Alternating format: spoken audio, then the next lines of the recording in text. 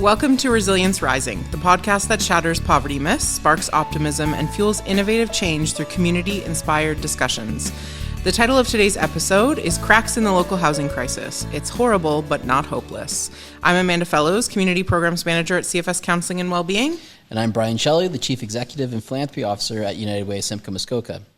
We've all heard about the housing crisis, but we need to understand that it is more complex than just high prices and lack of inventory.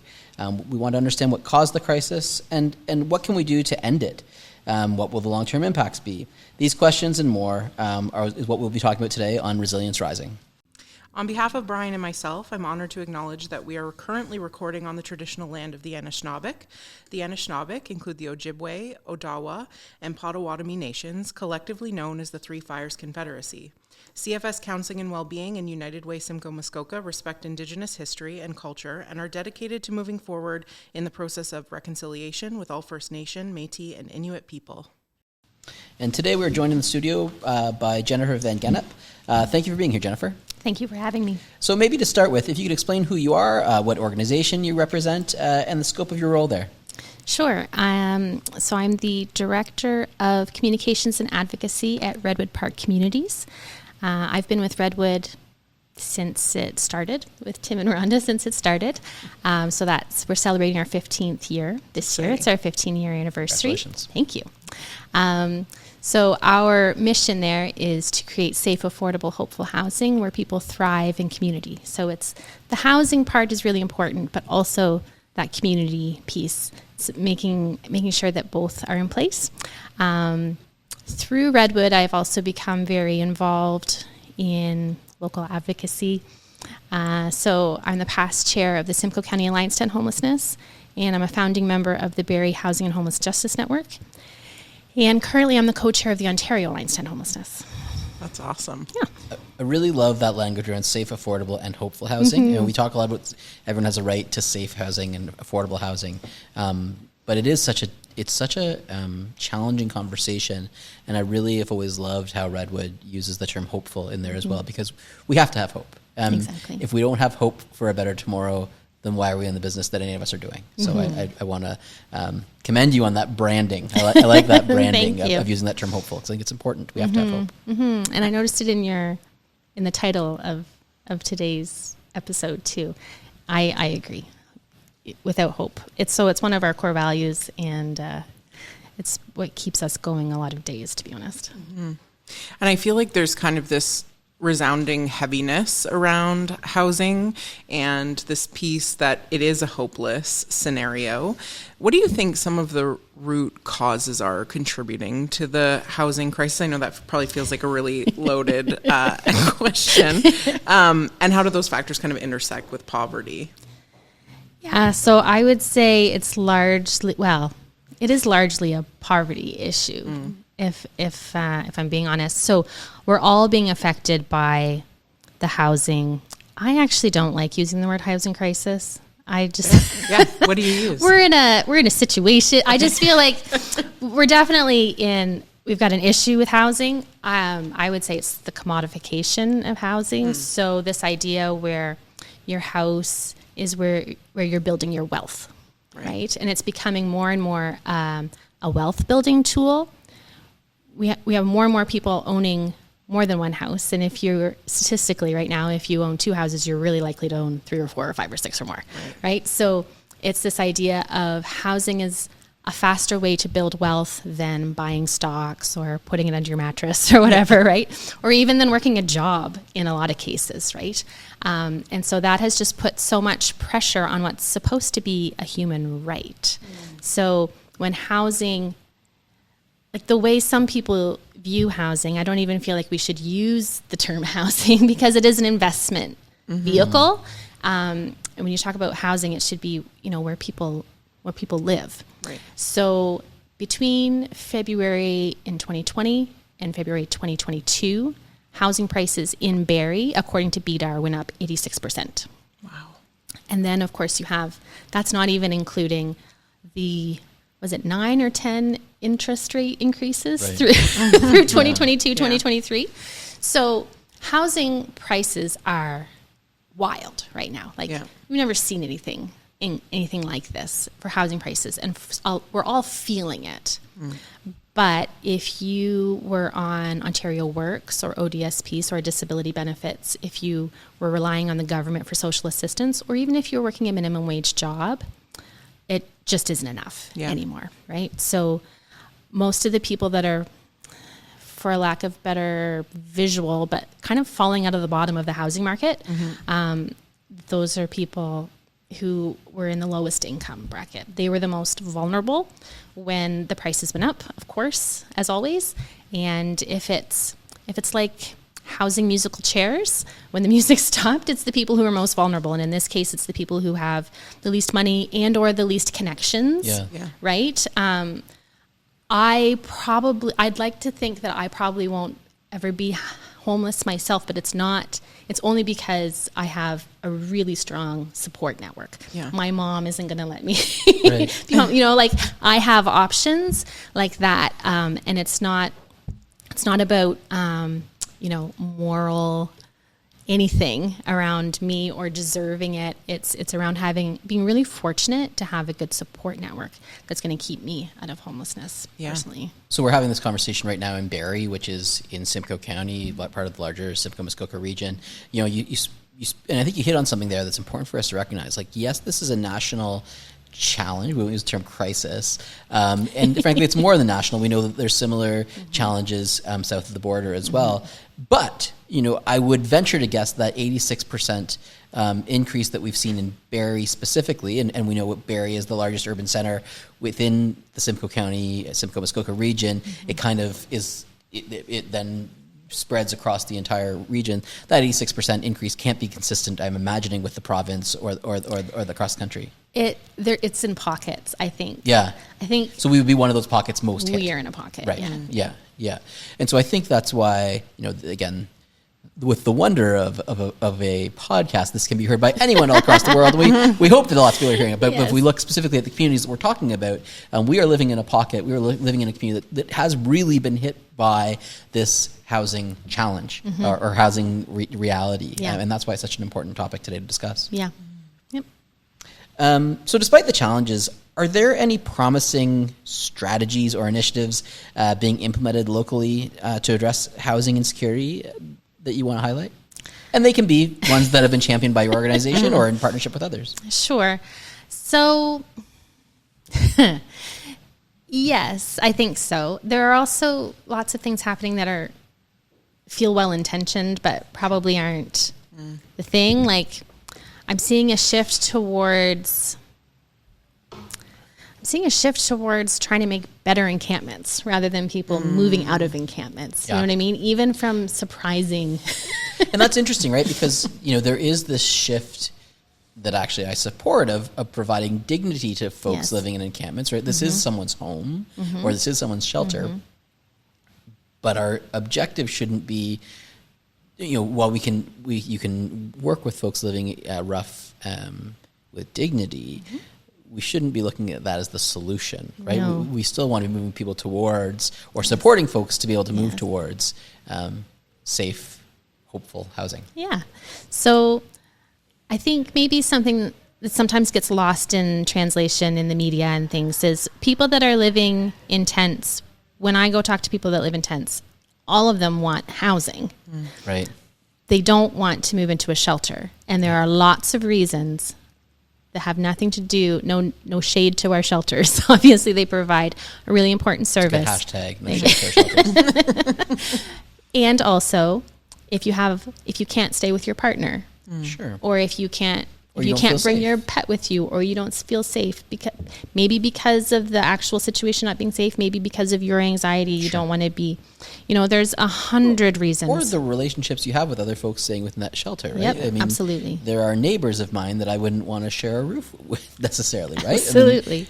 So I can totally understand that. So there's lots of completely valid reasons to not want to go into a shelter and to choose, especially the way some of the shelter, like sometimes you have a spot in a shelter for you, but sometimes it's on a nightly basis. So you're going to give up you can only bring in one bag with you. So you're going to give up all your possessions, your tent and everything for tonight's bed, but maybe you won't have a bed the next night. So lots of reasons to not want to go into a shelter, but pretty much everyone that I have spoken to in encampments, and my colleagues that work frontline and talk to a lot more people than I do in encampments will say the same thing.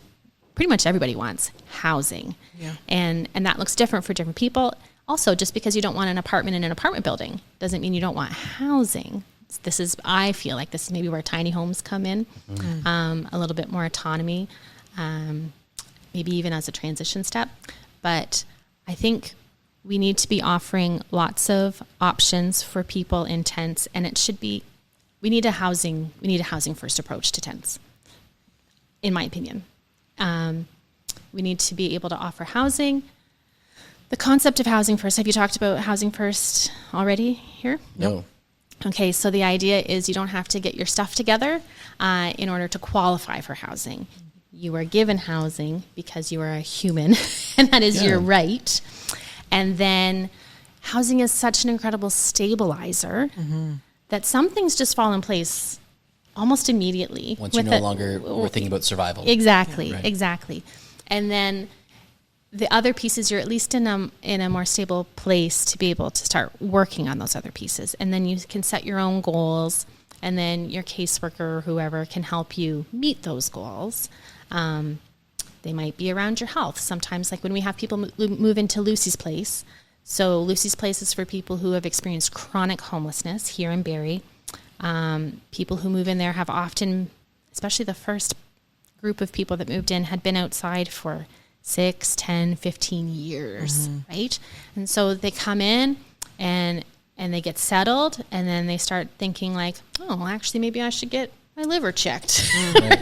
Or, it might be great to reconnect with my aunt or my brother, or those kinds of things start to fall in place once you have house. But if you don't have housing and you don't know where lunch is coming from, like your whole mindset shifts.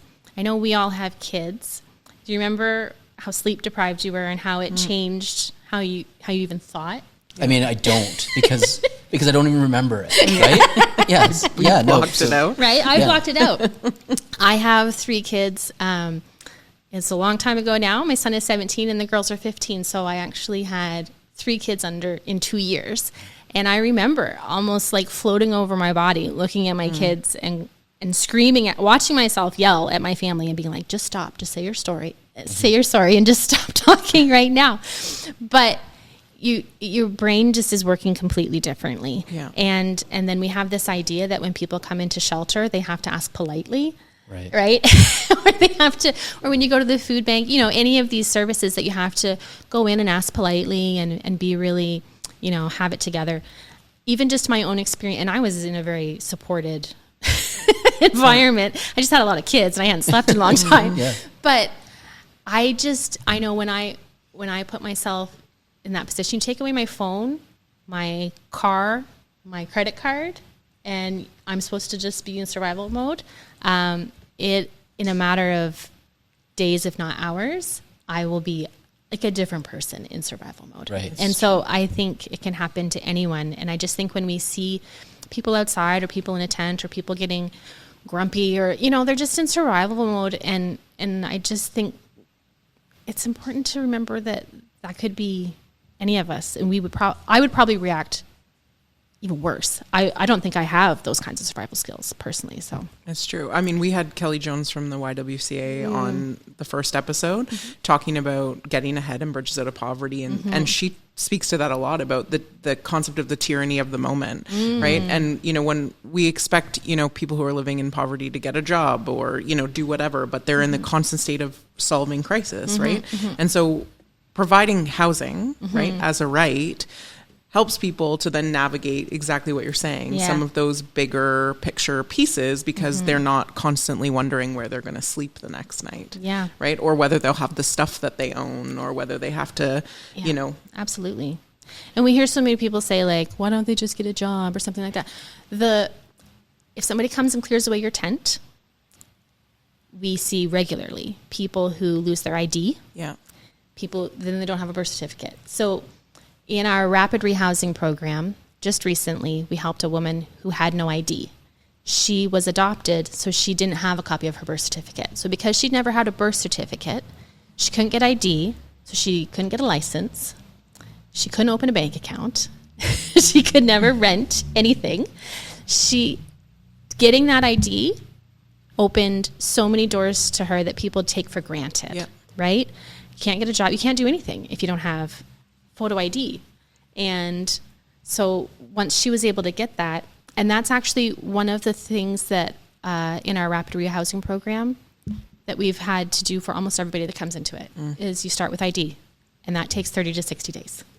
Right. Yeah. So, like, depending on if you have your birth certificate to start with, like if you have to go back and get a copy of your birth certificate and then take that to get your ID, there's just a lot of pieces that sometimes people take for granted that go into actually being, I mean, we say everybody's housing ready, but document ready is actually like a thing. You have to be able to have your documents in order. It's more everyone's worthy of being housed. Absolutely. We've just set up systems that prevent them from being truly housing ready practically. Yes. Yeah. Yeah. Okay, so what do we do? Because really, like, what? Let's get back to the hopeful side. Back to the hope, yeah. So, I know. you know, when we think about local governments, housing authorities, community organizations, what can they do to make housing more affordable, more accessible for low-income humans? All right. So on my way here, I drove by the Bobcat place on Dunlop, and they have a sign outside that says, "Moving mountains one shovel at a time." One scoop at a time. We're moving mountains one scoop at a time. So I do think that's actually fits into this conversation, is we're doing it one scoop at a time, and we all have a role. None of us has to do all of it, but we all have a role. So from the government, I'd love to see investments in nonprofit housing. And I'm not just saying that because I work at a housing nonprofit organization. Mine's much sharper than mine, have said this is what we need to get out of this situation, is housing that is for nonprofits. And when we look at other countries, is it called OECD countries? Whatever, like our comparator countries, whatever it is, our percentage of nonprofit housing is around 4%, and most of the other countries that we compare in other categories are in twice that or into double digits. So we just don't have enough nonprofit housing to meet the needs of the folks who aren't going to find market housing. At the provincial level, I think, so a lot of that will come federally, also some provincially. At the provincial level, we keep talking about supply, and I don't think we're talking about tenant protections enough. And when I bring up tenant protections, sometimes I'm like booed out of the room. So this is just the idea. There's a great book by Ricardo Tranjan called The Tenant Class that I highly recommend. And it's just like part of what has made people so precarious is this idea that if it's a rental property, it's an income property, right? So if you're living in it, I can only raise my rent $25. If I'm your landlord, I can only raise your rent $25 or $50 a year. There's a percentage. But if you leave, if I make it uncomfortable enough for you to leave, or I tighten up my rules so much that you're out, then I can change my rent to whatever I want. I can double the rent for the new guy because there's no protections in between tenants. So then we lose affordable housing stock that way too. So if you lose your tenancy, society also loses an affordable housing unit because your unit is no longer affordable if your landlord raises the rent like they can. The landlord-tenant boards, from all accounts, seems to be completely broken. People just aren't getting a fair shake in there. I think you guys support, just Catholic Family Services, you support some people in the like when they have their hearings. So hearings have moved online, which is great in some ways, but in some ways it's terrible. You can, your landlord-tenant hearing can now be in a Zoom room, and you're supposed to log in and say you're there at 9:30, but your hearing could be anytime between 9:30 and 5. So if you're also at work that day and you have, however many minutes on your phone, or whatever the situation is, we have people not being able to really represent themselves well in that system. And then, so I definitely think there's things the government could do. I also just read recently 2 things. I read that the provincial government is putting a lot more investments into shelters than they are into housing. And I do think we need to see that flipped. And recognizing that shelters are the Band-Aid solution. The Band-Aids, yes. Yeah, right. Yeah, exactly. Thank you. It's the whole idea. I mean, if we talk about food security, food banks are a necessary service to address the challenge, but they don't solve food security. Exactly. Right? Yeah. And then income supports, like most people you see in a tent are on Ontario Works or on ODSP, right? So if we had more, if those were tied more to the actual costs of living, then we would see a lot less people who can't pay rent. 2 years ago, maybe 3 years ago, I went to a conference called the Community Change Experience, and Tamarack was one of the groups putting it on.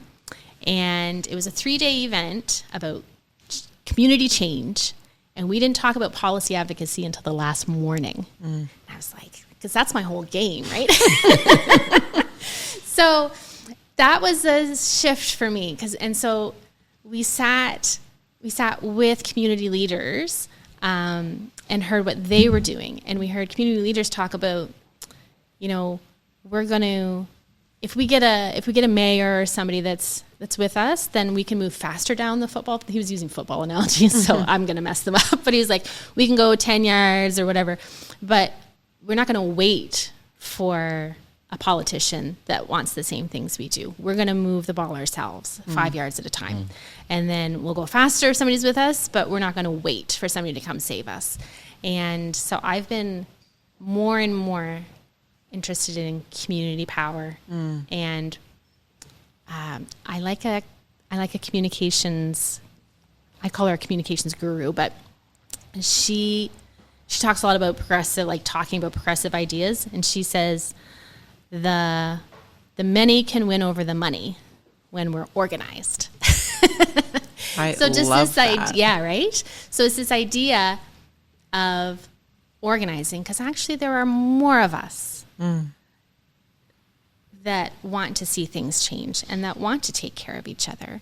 And if we get organized, then, we're kind of fighting against some, I don't even know how to say, like, greed is probably one of the biggest reasons that we have homelessness, if I'm just going to name it. So, if we can get organized, community power. So one of the things that we're doing at Redwood is taking back a little bit of that community power. We have built multiple housing projects with government funding and even with capital campaigns and things like that, big grants and government funds. But we are doing a new thing. We're starting Redwood Community Housing Bonds. So this is tapping into that community power, community capital, actually. So actually the money probably exists in our community to do what we need to do. So very soon, not yet, but very soon we'll be launching Redwood Community Bonds. And then it's really, the idea is socially conscious investors, probably such as ourselves, can invest locally, and then you get not just a return, like the financial return, because there is interest paid, but you also get to see the social return right in our community. So I love that model. Yeah, me too. Yeah. So we're excited about that. I want to go back because you started, and the social interest bonds are super interesting as well. But we are this episode will drop in May, so just weeks after the federal budget was announced. And I'm wondering if you have, I'm sure we could do a full podcast on your thoughts on the housing initiatives in the federal budget. But I guess what's your take? As one of the leading voices on housing in our community, I was gonna end things by saying this is a get for us to have Jennifer here. True. Jennifer is an authority on this topic, not just locally actually, but across the country. Yeah. So what are your thoughts on our federal government's proposed investments to address housing? That's very kind. Thank you. I think There are some good, bold things in the federal budget. It's probably the best housing budget we've seen in a long, long time. Is it enough? Probably not. It's a really good start. Like, it's a really good step in the right direction, I think. What are some of the things in it that you like? I love the acquisitions. What was it called? Acquisitions Fund. So groups like Redwood or anybody will be able to, not anybody, but organizations, nonprofit organizations will be able to buy housing that's coming up that might get sold off to a for-profit investor type thing and buy it an apartment building or whatever, right? So that it stays affordable. That's going to be really important. There's more Rapid Housing Initiative money, RHI, and we've seen a few rounds of that, and it's been pretty effective in getting new housing built. So there's the acquisition to keep housing, affordable housing, some more rapid housing money to to build more rentals, affordable rentals, which is what we need. We do need that. There's some tenant protection stuff in there. The federal government is, I would say, limited in what they can do around tenant protection. So I think, does it go far enough? No, but we have to remember jurisdiction as well. And it's provincial. Yeah, it's a very provincial layer. I think there was more reaching home money too. Yeah, more reaching home money, which is good. And for those that don't know, Reaching Home thank you. is the federal government's investment into communities to address housing and homelessness through the not-for-profit sector. Yeah. So those which are all United good. Way administers in rural and remote communities across Simcoe, Muskoka, and the province of Ontario. Yes, you do. So those are all good steps. And I actually they've done a few things where the provinces have to do something to get money. So that's more outcomes based. It's not just here's a bunch of money, do what you want. We know you have a problem. Do as you see fit. There's a lot of money there that's tied both for the provinces and for municipalities, if I'm remembering correctly, that if you do this, you will get this money. And I think we do need a little bit of that. I think we're at that point. Yeah. In an effort to, I think it's important that also this podcast is completely nonpartisan. So what are you critical of in this federal budget? Yeah, it just doesn't go far enough. Not far enough. It doesn't go far enough. And I think that's the part that I would say, there's been a lot of trumpeting of that this is the greatest investment ever in housing, and it's easy to get swept up in that, but not lose sight of the fact that it isn't enough. No. It's, I think the term I used recently was, it's a good first step. Yeah. But it's just a first step. It is a step in the right direction for sure. And I would say it's a step in the right direction. And some of it is, I don't know, have you read recently, there's some articles recently about the federal government made housing a right. But if the provinces don't pick it up, right, then it doesn't go as far. And even here in Barrie, we have a new affordable housing strategy, and it had 9 recommendations. And I was like, guys, can we make the 10th one recognize housing as a human right? And they're like, you're so funny, Jennifer. I'm like, no, really, you'd rather put out 9 recommendations than put out 10 and have one of them be housing. And frankly, that should be number 1. Of course, because and they're like, well, it's mostly symbolic. I'm like, actually, no, it's not. If you treat housing as a human right, it affects your budget decisions. It affects how much you put into the community improvement plan for affordable housing investments in our city. It affects almost all the other recommendations. It affects when you have land. Like we have, 4 parcels of land that are up right now, and they're trying to decide what to do with them, whether they should sell them for residential development. Your own affordable housing strategy says that you should work with a nonprofit and have it be affordable housing. Yeah. The one that you just put out a couple months ago says that should be the plan, and we're having this conversation now. I don't know. Were we supposed to get locally political or? That's okay. I mean, it's not a secret. We wrote a letter to City Council that said that you should use your public land for public good, and public good would be public housing right now. Right. Yeah. Don't sell it off, and then you have no control. Yeah, it's not just a stock issue. Yeah, no, it's this shift that we need elected officials to stop looking at only quote unquote taxpayers, but look at residents. And your residents includes everyone. Everyone that calls the city home. That's right. Yeah. Yeah. So what can people do? Right. So, I mean, you have your title is Director of Communication and Advocacy, but if I'm someone who's listening, outside of maybe, putting money into bonds, and seeing those pieces, what kind of advocacy work can folks from the community do? Yeah. So if you know your ward counselors, if you know who your ward counselor is, if you know what ward you live in, or if you don't know what ward you live in, you can look it up on the website, find out who your counselor is. Of whatever municipality you're in. You can find out who your city counselor is or your town counselor, and you can let them know. You don't have to you don't have to know all the things to get involved in this conversation. You can just say, I think affordable housing is important. I'm more concerned about the safety of people living in tents than I am about safety from the people living in tents, right? I'm more nervous for them than I am of them, if that is true about you. You can say, I want to see you prioritize housing as a human right. You can just ask good questions too, even if you don't know the answers. You can say, so how are you working affordable housing into this budget? Even if you haven't seen the budget, you can just ask, where's affordable housing in this budget, or whatever it is, right? You can just ask questions and just let people know you're paying attention. You can also, you have an MPP. We all have an MPP, a member of provincial parliament that represents us in Queen's Park for provincial issues, and a member of parliament that represents us for federal issues. And you can learn who they are, and you can email them or leave them voicemails. Call after hours if you'd rather leave a voicemail. It's fine. But I think I feel like the loudest people maybe don't represent what most of us feel on this issue.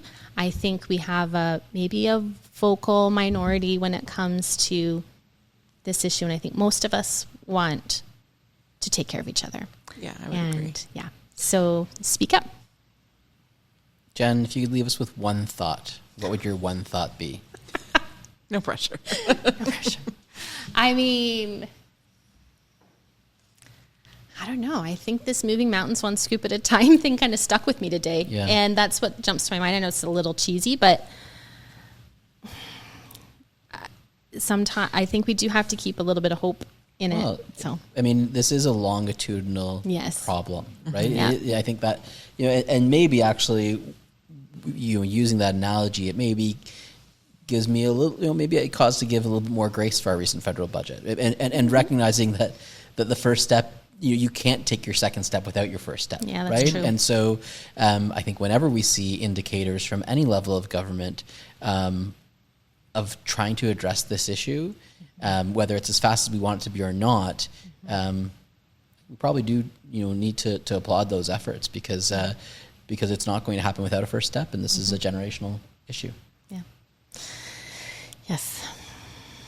Jen, I wasn't speaking in hyperbole before. You are one of the leading voices and advocates around this issue of housing and homelessness, and I really want to thank you for joining us on this. Was our second episode of the Resilience Rising podcast, and what a great voice you were to bring to light some of these issues around housing. Thank you so much for joining us today. Thank you. I appreciate it. Thanks also to our studio partners at Uplift Black Center for Social Justice and Inclusion.